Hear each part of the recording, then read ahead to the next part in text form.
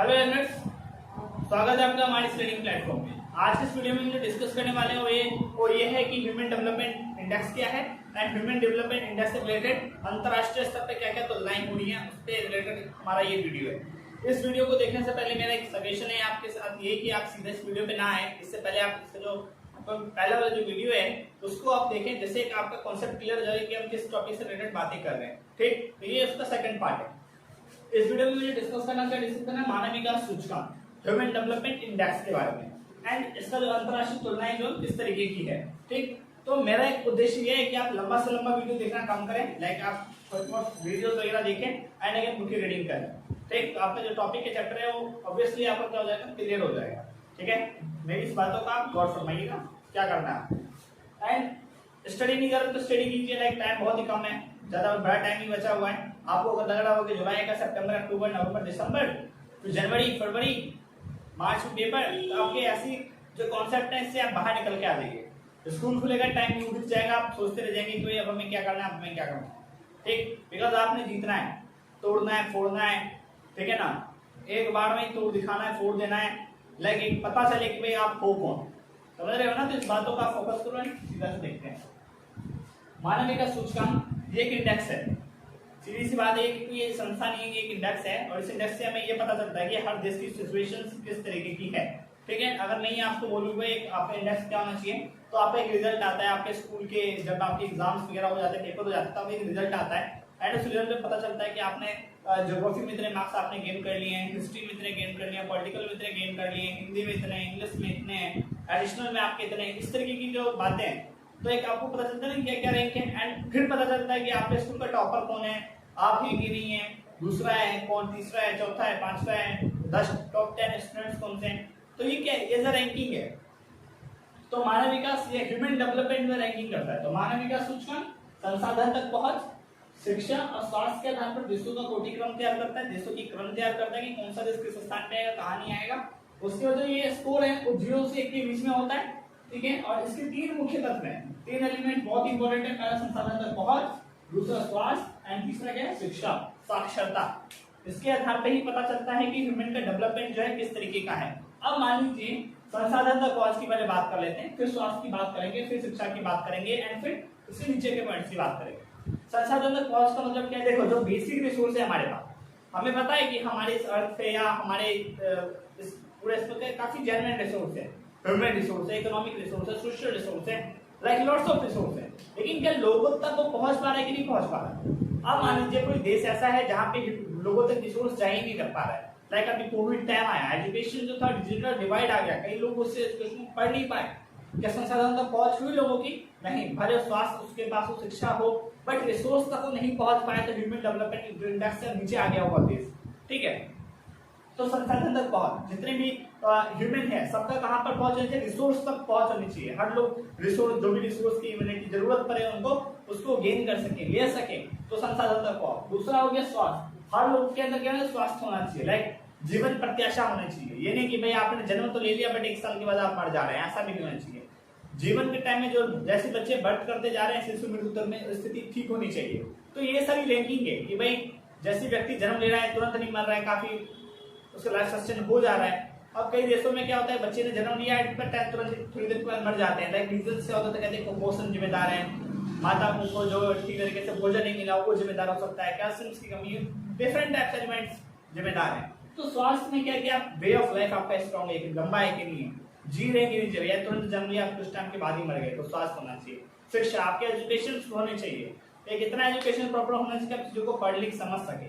तो जो देश इन तीनों चीजों में अव्वल होते हैं ना, उनके किसी देश में लोग जो वहाँ के ह्यूमन है, मानव है, उसका संसाधन तक पहुंच भी अच्छा होता है, उसका स्वास्थ्य भी अच्छा होता है, उसका एजुकेशन भी अच्छा होता है, वो देश ऑब्वियसली जो है वो ह्यूमन डेवलपमेंट इंडेक्स में अपना स्थान रखता है। ठीक, तो अभी हम बात करेंगे नेक्स्ट वाले इसमें रिलेटेड पार्ट में कि किस देश का स्थान नंबर 1 पे, कौन सबसे नीचे है, इंडिया का क्या सिचुएशन है, तो हम इस पे बात करेंगे। तो संसाधन पहुंच, सभी लोगों तक क्या है, रिसोर्स पहुंचे, स्वास्थ्य, जो आपका मेडिकल फैसिलिटीज वगैरह है, ये नहीं कि तुरंत व्यक्ति मर जा रहा है, नहीं, पर टाइम काफी, उसका वे ऑफ लाइफ काफी स्ट्रॉन्ग होना चाहिए, एजुकेशन होना चाहिए उसके ऊपर, तभी हम कह सकते हैं कि ह्यूमन डेवलपमेंट काफी बेटर है, मानव का विकास अच्छा है। हम ये नहीं कह सकते कि संसाधन तक पहुंच है ही नहीं, बट स्वास्थ्य अच्छा है, शिक्षा अच्छा है, हम बोलेंगे कि भाई ह्यूमन डेवलपमेंट हो गया, बट ऐसा नहीं है। इनमें से कोई भी एक एलिमेंट नहीं होता है, ठीक है। तो हम एक एलिमेंट की भी कमी, मानव विकास नहीं हो सकता। मानव विकास में 3 एलिमेंट होने ही होने चाहिए, इसके साथ न्यूनतम चीजें भी होनी चाहिए। भाई उसको रोटी मिल रहा है कि नहीं मिल रहा है, कपड़ा मिल रहा है कि नहीं मिल रहा है, मकान मिल रहा है कि नहीं मिल रहा है, रहेगा कहाँ पे, वो रोड पे रहेगा क्या? तो ये सारे एलिमेंट्स जिम्मेदार हैं किसके लिए? मानव विकास सूचकांक के लिए। तो जो देश आज नंबर 1 पे हैं, तो उनके देश के जो लोग हैं उनके संसाधन तक पहुंच भी है, रिसोर्स तक वो लोग जाते भी हैं, उनका स्वास्थ्य भी काफी अच्छा है, शिक्षा भी अच्छा है, न्यूनतम आवश्यकता, बेसिक एमिनिटीज भी उनके पास प्रोवाइडेड है, ठीक है। तो वो देश जो है आज ह्यूमन डेवलपमेंट में अपने नंबर 1 स्थान पर बने हुए हैं, बने रहेंगे, ठीक है। दूसरा था ये सूचकांक जो मानव की उपलब्धि को बताता है। ऑब्वियसली भाई हमने कहा कि ये चीज है, इससे देश का ग्रोथ पता चलता है, तो भाई मानव ने क्या गेन किया इतने टाइम में, तो ये सूचकांक ही बताएगा कौन सा देश क्या गेन किया, क्या गेन नहीं किया, क्या लॉसेस कर दिया किस देश ने, तो ये हमें इसी से पता चलता है। मान लीजिए आज हम बात कर रहे हैं, कोई एक देश है, उसका स्थान इस देश में आ रहा होगा, अति उच्च वाले में आ रहा होगा, हाई लेवल के सूचकांक में आ रहा होगा, बट अचानक वो गिर के कहाँ आ गया, निम्न में आ गया, तो हम समझ सकते हैं कि उपलब्धि हुई है, उपलब्धि गिर गई, तो ये मानव की उपलब्धियों को बताता है। और इससे ये ज्ञात होता है कि किस देश में मानव विकास किस तरीके का है।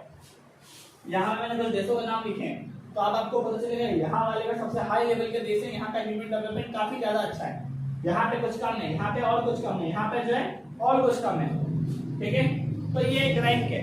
उसके बाद ये है कि मानव गरीबी सूचकांक मानव विकास सूचकांक से संबंधित है, जो मानव विकास की कमियों को मापता है। अब इसी तरीके से, इस तरीके से मानव विकास सूचकांक है, उसी तरीके से मानव गरीबी सूचकांक भी है, ह्यूमन पॉवर्टी इंडेक्स। जो ह्यूमन पॉवर्टी इंडेक्स है वो जनरली ये आइडेंटिफाइड करता है कि मानव विकास में क्या कमियां आई जिससे से ऐसा सिचुएशन रहा, ठीक है। तो आप गरीबी में भी देख सकते हैं कि नाइजर जैसे देश काफी, बुल्गारिया जैसे देश काफी गरीब देश है, लाइक वहाँ पे बेसिक कम्युनिटीज नहीं है, रिसोर्स तक लोगों की पहुंच नहीं है, medical facilities is not better, education is not better, कुछ भी ये बेटर नहीं है।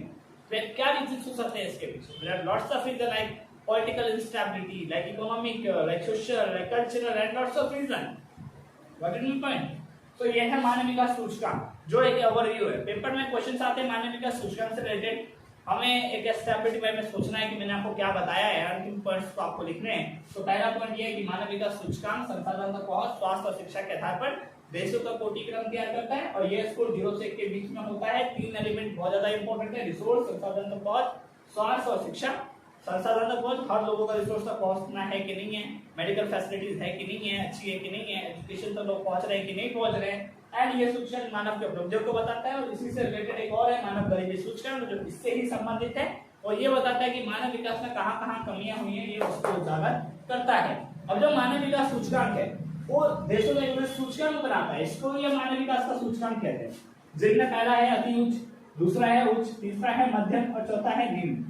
अति उच्च जो देश है उसमें कितने देश शामिल है? 66, उसका रैंकिंग स्कोर क्या है? 0.800 से ऊपर, इसको नाम दिया गया है अति उच्च। दूसरा है उच्च, जिसकी रैंकिंग है 0.70 से 0.799 के बीच, ठीक है, और इसमें कितने देश शामिल है? 53। उसके बाद आता है मध्यम, 0.550 से 0.699, कितने देश? 37, और इसके बाद क्या? निम्न, 0.549 से नीचे, कितने देश? 33। इंडिया का रैंक किसमें आता है? इसमें। भारत जैसे देश किस देश में आते हैं? इस वाले कैटेगरी में आते हैं, ठीक है। और ये विकसित देशों की तुलना में अगर मैं बोलूं, जो विकसित देश हैं उनकी तुलना में जो विकासशील देश हैं उनकी स्थिति काफी अच्छी रही। अब आप विकसित देशों को देखते रहेंगे, भले वो डेवलप काफी ज्यादा है, बट उनके अंदर स्टेबिलिटी बहुत ज्यादा पाई जाती है। रशिया डेवलप है, now America is a developed देश, क्या सिचुएशन ठीक रहता है? क्या उनका आए दिन बहुत ऐसी स्थिति बनी रहती है, तो ह्यूमन डेवलपमेंट उतना ज्यादा नहीं होता बेटर, बट जो विकासशील देश है वहां पे जो है डेवलपमेंट से रिलेटेड काम काफी ज्यादा होते हैं, लाइक संसाधन तो लोगों की पहुंच होती है, स्वास्थ्य को फोकस होता है, शिक्षा पे फोकस होता है, और देश के जो लोग हैं वो भी इनके ऊपर फोकस बना के रखते हैं। लाइक अगर मैं यूएन की बात करूँ, यूएन जो है एजुकेशन को बढ़ावा दे रहा है अलग अलग विकासशील देशों में, इनको तो फायदा मिल रहा है इस चीज का। तो इसमें हम देखेंगे तो श्रीलंका जैसे देश मानव विकास में अपना अच्छा स्थान बना के रखे हुए, ठीक है। उसके बाद आप देखेंगे पंजाब हरियाणा को देख सकते हैं, यहाँ पे पर कैपिटा इनकम बहुत ज्यादा है, लोगों की आय काफी ज्यादा है, बट केरल जो है भारत में मानव विकास सूचकांक में सबसे एक देश के ऊपर में आता है। और उसी में अगर मैं बात करूँ कौन से देश नीचे आते, तो आप बात कर सकते हैं कि बिहार हो गया, ठीक है, मतलब फिर बिहार हो गया, छत्तीसगढ़ हो गया, उड़ीसा हो गया, ये जो देश है ये नीचे क्रम में आते हैं, ठीक है। बट जो सबसे ऊपर में जो ह्यूमन डेवलपमेंट में जो देश आता है वो क्या है? केरल है। बट पर कैपिटा इनकम भी ज्यादा है, इसके अकॉर्डिंग मिडिल काफी फास्ट है ना। तो ये सभी चीजें हैं जो सूचकांक से हमें पता चलता है, ठीक है। अब बात कर लेते हैं इनके बारे में। जो अति उच्च जो देश है, यहाँ पे संसाधन, कॉस्ट, स्वास्थ्य, शिक्षा काफी बहुत ज्यादा बेटर है। इसमें जो देश आते हैं वो विकसित देश आते हैं, जितने भी आप अमेरिका, रशिया के बारे में सुने हैं वो सभी देश इस रैंक में आते हैं। अति उच्च के बाद जो आता है उच्च देश आते हैं। उच्च देश में वो देश आते हैं जो अति विकसित तो नहीं होते बट विकसित अवस्था में जरूर होते हैं, लाइक जापान जैसे जो देश हैं वो इस कैटेगरी में आते हैं। मध्यम जैसे देश में वह देश आते हैं जो किसी ना किसी के उपनिवेश रहते हैं, लाइक किसी ना किसी के गुलाम बने हुए रहते हैं। तो आप इसमें देख सकते हैं अफ्रीकन कंट्रीज जितनी भी ज्यादा है, इंडिया, एशियन कंट्रीज जितनी भी ज्यादा है, लाइक पाकिस्तान, अफगानिस्तान, इंडिया जो हो गया, बांग्लादेश हो गया ना, आपका श्रीलंका हो गया, एंड आपका चाड हो गया, लाइक आपका बुल्गारिया वगैरह हो गया, ये सब जो देश आ गए हैं ये सब मध्यम वाले में आ जाते हैं। मध्यम वाले का सीधा सा मेरा कहने का क्या मतलब है, ये किसी ना किसी के गुलाम बन के रह गए, जिससे इस कैटेगरी में आते हैं। आज के टाइम में ये भी काफी अच्छा ग्रोथ कर रहे हैं। मैंने आपको बताया विकसित देश तो अच्छा ग्रोथ नहीं कर रहा है जितना विकासशील देश कर रहे हैं, तो इनका भी ग्रोथनेस काफी ज्यादा है ह्यूमन डेवलपमेंट में। बट अगर इन द सेंस की कोविड टाइम की अगर मैं बात करूं तो कोविड टाइम में इनका काफी ज्यादा इम्पैक्ट हुआ, काफी ज्यादा लोग प्रभावित हुए, क्योंकि आपको पता है कि हम लोगों का रिसोर्स तक पहुंच नहीं हो पाया, हेल्थ ऑलरेडी इफेक्ट हुआ है, एजुकेशन ऑलरेडी इफेक्ट हुआ है, तो ऑलरेडी इन सब देशों पे इसका असर देखने को मिला हुआ है हमें, ठीक है। अब आते हैं जो निम्न क्या है, निम्न रहने कितने देश शामिल है, इसमें 33 देश शामिल है। निम्न रहने का कारण क्या, मानव विकास सूचकांक में वहां पॉलिटिकल इंस्टेबिलिटी पाई जाती है।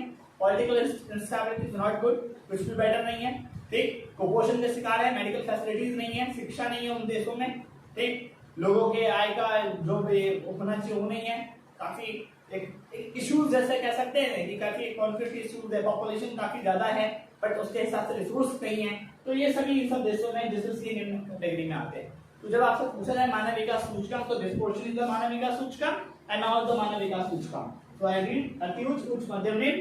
अति उच्च में 66 देश शामिल है, 66 देश हैं। उच्च में 53 देश शामिल हैं। मध्यम में 37 देश शामिल हैं और निम्न में 33 देश शामिल है। इसको आप लर्न कर लीजिए भाई, याद कर लीजिए। अगर आप लिखते हैं पेपर में एक्स्ट्रा मार्क्स को होंगे नहीं, क्योंकि को सिंपल है 0.549, तो यहाँ पे हो गया 0.550 से 0.69 है, सीधा देखो 0.549 549, तो यहाँ हो गया 550 से 699, 799 से 700 से 799 तक और 800 से ऊपर। अगेन एक बार में 0.549, 0.550 से 0.699, 700 से लेके 799 एंड 800 से ऊपर 66 देश, 53 देश, 37 देश इसमें सम्मिलित है। फिर मैंने बताया आपको विकसित देश उतना अच्छा ग्रोथ नहीं कर रहा है जितना विकासशील देश ग्रोथ कर रहे हैं। इस तरीके से आप इंडिया में रेफरेंस दे सकते हैं। Punjab, Haryana per capita income strong है, बट डेवलपमेंट में केरल काफी आगे है। सबसे नीचे में आप बात करेंगे उसमें आपका बिहार आ जाता है, बिहार के बाद आपका उड़ीसा आ जाता है, छत्तीसगढ़ आ जाते हैं। तो ये सभी देश जो है ये नीचे पायदान पे बने हुए हैं। अब बात कर लेते हैं नॉर्वे का। नॉर्वे मानव विकास सूचकांक में प्रथम स्थान रखता है, ठीक है। और वहीं पे जो नाइजर है वो अंतिम स्थान रखता है। नाइजर में जो है ह्यूमन डेवलपमेंट का दृष्टि से काफी गिरा हुआ है, काफी लोअर कैटेगरी में है। ये सब देशों में आता है बिकॉज यहाँ पे पॉलिटिकल इंस्टेबिलिटी, एजुकेशन प्रॉब्लम, ठीक है, और शिक्षा संबंधी समस्या, कुपोषण संबंधी समस्या, लॉट्स ऑफ प्रॉब्लम यहाँ पे आते हैं जिससे निम्न स्थान पे है। बट नाइजर में ये सारी चीजें अपने पीक पे अच्छे सिचुएशंस में, तो यहाँ का हमें अच्छा रिजल्ट देखने को मिलता है। भारत का देखेंगे मानव विकास सूचकांक में कितना स्थान है, 131वां, 131। कितने देशों में, 189 देशों में, 189 देशों में भारत किस नंबर पे है, 131 देशों पे है। वहीं पे आप चीन को देखेंगे, चीन किस पे है, 85, नेपाल किस पे है, 142, पाकिस्तान किस पे है, 154। तो ये सभी देशों की रैंकिंग है जो अलग अलग स्थानों पे, ठीक है। आप भारत की कंडीशन देख सकते हैं कि भारत अच्छा ग्रोथ कर रहा है, बट ह्यूमन डेवलपमेंट में इसके सिचुएशन से काफी गिरा हुआ है, इतना अच्छा नहीं, इतना बेटर नहीं। एक रैंक हम कह सकते हैं, हम अपने हम धर्म में दे सकते हैं कि भाई भारत की स्थिति अच्छी है, बट ये कोई अच्छी स्थिति नहीं है। चाइना दे सकते हैं, चाइना का कितना है आप, 85। क्या चाइना और इंडिया दोनों तो एक कॉम्पिटिटरी तो है, मतलब कितनी पॉपुलेशन इसने कर रखा है उतनी पॉपुलेशन इसकी भी है, तो वो 85 नंबर पे बट इंडिया 131 नंबर पे। तो ये आप कंपेयर समझ लीजिए कितना बड़ा डिफरेंस है, ठीक है। तो आज जो मैं यहाँ पे साथ डिस्कस किया वो ये डिस्कस किया कि मानव विकास सूचकांक क्या है। एक 3 एलिमेंट इज वेरी इंपॉर्टेंट, संसाधन तक पहुंच, स्वास्थ्य और शिक्षा, इसके आधार पर बनता है। ये स्कोर बताता है, ह्यूमन की उपलब्धि को बताता है, किस तरीके से मानव ने ग्रोथ किया, विकास किया, इसको बताता है।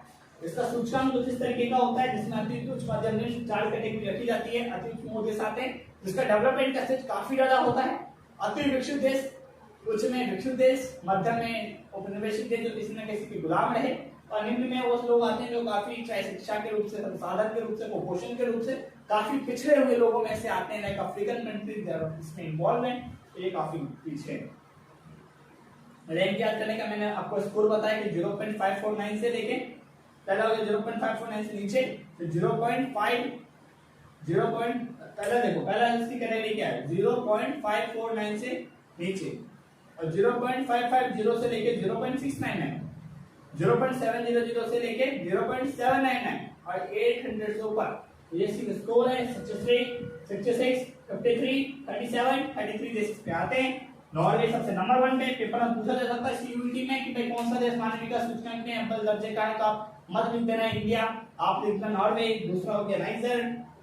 भारत का कितना स्थान है 179 देशों में से 131वां स्थान है। कहीं आप उल्टा ही समझ लो, भारत का स्टेज ये है 131 कितने देशों में 189 देशों में से, ठीक है। चीन का कितना है 85, नेपाल का कितना है 142, पाकिस्तान का कितना है 154।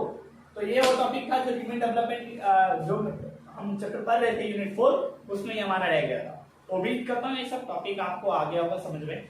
तो जब आ गया है समझ में तो आप इसको लिखिए, इसके पॉइंट्स को लिखिए। अभी मैं आपको कुछ इंपॉर्टेंट क्वेश्चंस नहीं बता रहा हूँ बिकॉज मुझे लगता नहीं कि इसकी जरूरत है अभी, ठीक है। अभी जो मैं पढ़ाते जा रहा हूँ उसको आप पढ़ते जाइए, और जो भी चीजों को आप समझ रहे हैं ना उसको as a point to point आप लिखते जाइए, ठीक है। बिकॉज अगर आप अभी से एक पॉइंट टू पॉइंट लिखते जाएंगे, एक माइंड मैप बना रहेगा आपके अंदर में कि भाई हमें करना क्या क्या क्या है, किन किन पॉइंटों पर फोकस करना है, ठीक है। एंड क्या आपको कुछ बताना है तो बताइए, मुझे सुनने के लिए तैयार हूँ मैं। एंड आपके कुछ डाउट एंड क्वेरीज रहते तो मैं किसी दिन लाइव सेशंस करता हूँ आपके साथ, कुछ इंटरेक्शन होगी आपके साथ, ठीक है। एंड इससे रिलेटेड कोई क्वेरी तो आप प्लीज कमेंट करें। एंड तब तक के लिए थैंक यू, मिलते हैं नेक्स्ट क्लास में। एंड पढ़ते रहिए, बाय एंड टेक केयर।